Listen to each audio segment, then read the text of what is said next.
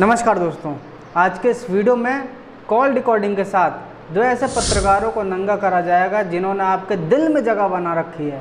सबसे पहला नाम सौरभ का है जो लल्लन टॉप से है। दूसरा अजीत अंजुमन, जिसकी वीडियो को गरीब किसान देखता है और इन पे विश्वास करता है। अगर मिलने जाते हैं तो आंसू आ जाते हैं उसकी आंखों में। तो चलिए आज इनकी ईमानदार पत्रकारिता की पड़ताल करते हैं। कर्नाटक में डीजल पेट्रोल महंगा हुआ, आपका ट्वीट नहीं आया इस पर और वीडियो आपने बनाया। मैं अहमदाबाद से जितेंद्र प्रताप सिंह बोल रहा हूँ। क्या आपकी नौकरी करता हूँ? नहीं, आप मेरी नौकरी नहीं करते, आप जनता की नौकरी करते हैं।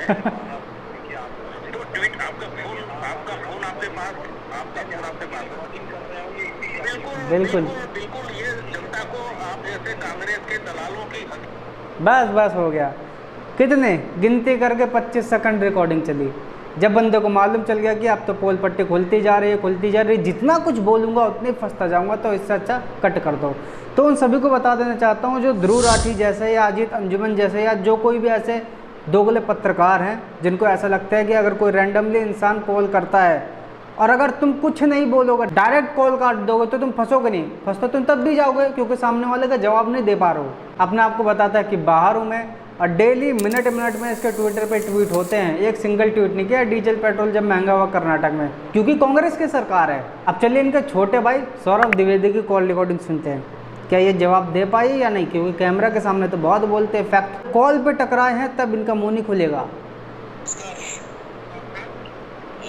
जी, आपने एक फैक्ट चेक किया था कि प्रधानमंत्री मनमोहन सिंह जी ने ये नहीं बोला था कि अल्पसंख्यकों का पहला हक है संसाधनों पर। तो मैं जितेंद्र प्रताप सिंह अहमदाबाद से बोल रहा हूँ।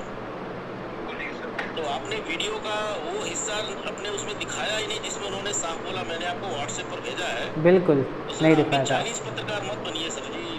और अभी सोशल मीडिया के दौर में आप कितना भी झूठ फैलाएंगे 2 मिनट में लोग उजागर कर देंगे। यही चीज़ तो ये लोग नहीं समझ पाते। ये लोग भी सोचते हैं कि ध्रुव राठी की तरह हम बोल करके चुपचाप निकल जाएंगे। भैया उसके तो मुंह पे तमाचे लगने के लिए लोग इंतजार कर रहे हैं। आता नहीं है देश में, तुम लोग तो यहीं रहते हो यार। झूठ बोल के कहाँ बच के जा पाओगे। मनमोहन सिंह जी ने एकदम साफ बोला है और उन्होंने ये भी बोला है कि माइनॉरिटी है first right, particularly the Muslim. उन्होंने ये स्पष्ट कहा है कि खासकर मुसलमानों का हक है। कहा था। मैंने यूट्यूब पर जी बिल्कुल सुनूंगा सर। उन्होंने 4 साल पुराना हमारा एक फैक्ट चेक का वीडियो निकाला जी। उनको जो रेलेवेंट लगा उन्होंने देख लिया। हाँ, मैंने जो पूरा वीडियो देखा और आपका जो कंक्लूजन है, आपने अपने कंक्लूजन में ये निकाला कि हमारे लल्लन टॉप के कंक्लूजन में ये साबित होता है कि मनमोहन सिंह ने ऐसा कुछ नहीं बोला था। तो मैं कंक्लूजन पे जाऊंगा और कंक्लूजन ये है कि मनमोहन सिंह जी कंक्लूजन मतलब जो आप तक लोग पहुंचा रहे हैं, आपको जो सच बता रहे हैं, अगर वही चीज़ अधूरी निकली तो मतलब आप तक अधूरी चीज़ पहुंचेगी, और वही काम ये भी कर रहे हैं।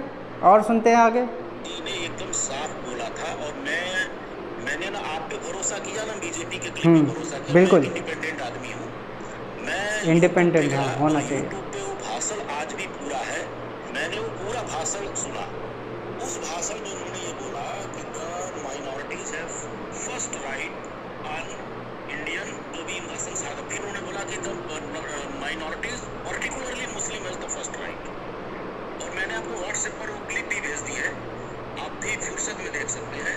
बिल्कुल मनमोहन सिंह जी ने बोला कि देश के संसाधनों पर पहला हक मुसलमानों का है। बोला था, रिकॉर्डिंग है ये। फैक्ट चेक करिए। अगर तो आप भी सर चाइनीज पत्रकार मत बनिए सर, थोड़ा आप भी देसी पत्रकार बन जाइए, क्योंकि आप देसी मोछा लगा के घूमते हैं लेकिन आप चाइनीज बन जाते हैं, चाइना से फंडिंग लेते हैं, फिर इस तरह से फैक्ट चेक करेंगे तो फिर वही होगा कि फिर बिल्कुल। अगर आप सर मेरी बात सुनिए। हाँ सौरभ जी, नहीं मेरी बात पूरी हो गई सर। बस यही बताना था कि थोड़ा जैसे आप लोग अगर पत्रकार हैं, अगर सब इसलिए यूज कर रहा हूँ कि अगर आप लोग पत्रकार हैं तो मेरा नाम है जितेंद्र प्रताप सिंह। मैं अहमदाबाद में रहता हूँ। मैं बेसिकली गोरखपुर यूपी से हूँ। मैं एक प्राइवेट कंपनी में काम करता हूँ। नंबर सर जी आजकल तो अब सौरभ द्विवेदी को ये समझ नहीं आ रहा कि ये बंदा एकदम कैसे फंस गया मेरे पास, मतलब मेरे मुंह पे मेरी बेइज्जती कर रहा और मैं इसको कुछ बोल नहीं पा रहा हूँ। तब उसकी डिटेल लेने लग गया, अब कुछ जवाब ही नहीं बचा। उसको अच्छे से मालूम है कि रिकॉर्डिंग चल रहा है, सब कुछ हो रहा है। इसने अजीत अंजुमन की तरह नहीं बोला कि तुम रिकॉर्डिंग कर रहे हो, पट्ट कॉल काट दिया। अब ये सोच रहा है कि ऑडियंस को किस तरीके से मैं अपने आप को सही साबित करूं, तो उसके बारे में डिटेल निकालने लग गया। अब जब इस तरीके से इनके मुंह पे कोई सुनाता है तो इनकी क्या रह जाती है, बनी बनाई इज्जत नाली में बह जाती है, पानी में नहीं इनकी नाली में बहती है। और भी ऐसे कई पत्रकार है, कई ऐसे न्यूज़ पोर्टल्स है जो उटपटांग चीज़ों को छापते हैं। अमर उजाला, पंजाब केसरी देखो कितना पुराना है। अभी हाल ही में पंजाब केसरी खबर यह आई है, मशहूर एक्ट्रेस मिष्टी शर्मा ने भाई से कर ली शादी। अब जैसी ये चीज़ आपने सुनी तो आपके दिमाग में क्या खटका, मिष्टी शर्मा यानी कि कोई हिंदू ब्राह्मणी लड़की थी, उसने अपने भाई से, ओहो हिंदुओं में भी भाई से शादी कर सकते हैं। लेकिन पूरी जानकारी क्या है, पूरी ये है कि लड़की क्रिश्चियन है और इसने क्रिश्चियन में ही शादी करी है। तो कुछ इस तरीके के लोग हैं जो देश में ही रहते हैं, देश का ही खाते हैं और देश को ही खोखला करते हैं। राष्ट्रगान किसको नहीं आता है, जनगणमन किसको नहीं आता, सबको आता है।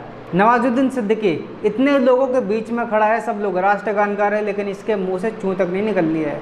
क्यों? क्योंकि सच्चा देशभक्त है इसलिए। असदुद्दीन ओवैसी संसद में शपथ लेते हैं इतने लोगों के सामने और जय हिंद भारत माता की जय नारे लगाने की तो बहुत दूर बात फिलिस्तीन जिंदाबाद के नारे लगाता है और सारे लोग चुपचाप देखते रहते हैं। ऐसे लोग को संसद में बैठाया जाता है। अब लोग क्या कहेंगे कि चुन के आया है, चुन के आया तो क्या मतलब तो देश के खिलाफ कुछ भी बोल देगा तब भी तुम लोग चुप रहोगे, कह दोगे कि चुन के आया है। चुन के तो जनता से ही आया ना। जब जनता एक दूसरे में बजाने लगती है तो गिरफ्तार क्यों करते हो? इस तरीके के लोग हैं संसद में, सारे लोग चुपचाप बैठ कर देख रहे हैं, हंस रहे हैं, मुंह पे तमाचा मार के जा रहे हैं तुम्हारे। अभी हाल ही में मोदी जी की नई फोटो निकल के सामने आई है।